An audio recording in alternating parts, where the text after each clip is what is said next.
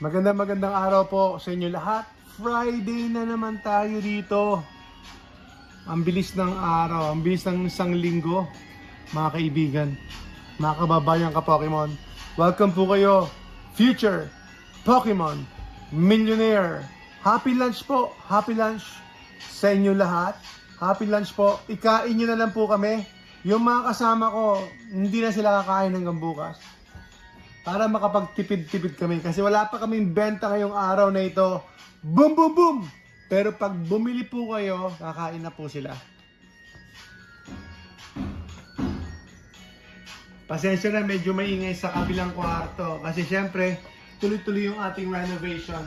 Yung ating renovation para po sa extension ng ating, ayan, gawa na po. Mayroon na tayong pinto rito. Ano sinabi itong tape na yan. So mayroon tayong pinto dyan. Dapat glass door na rin, pero medyo nagmamadali ako. So, okay na yan. Okay na yan, mga kaibigan. Boom, boom, boom! Let's go! Buy now or cry later. So, ngayon na po kayo bumili. Ayan, tulad po ng mga items natin. Supposedly ay na-dibs na po, pero hindi po binayaran sa loob po ng isang buwan. Nakita po namin ito. Nakita po namin yung lost origin. Hindi po binayaran sa loob po ng isang buwan. So, available po ulit for sale. And it's going to be for sale for a higher price. Same thing with the Poster Collection 151. At saka yung ating 151 bundle.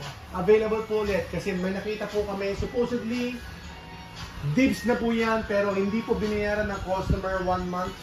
So, ganun talaga. It will be up for sale ulit. Mga kaibigan, happy Friday po sa inyong lahat.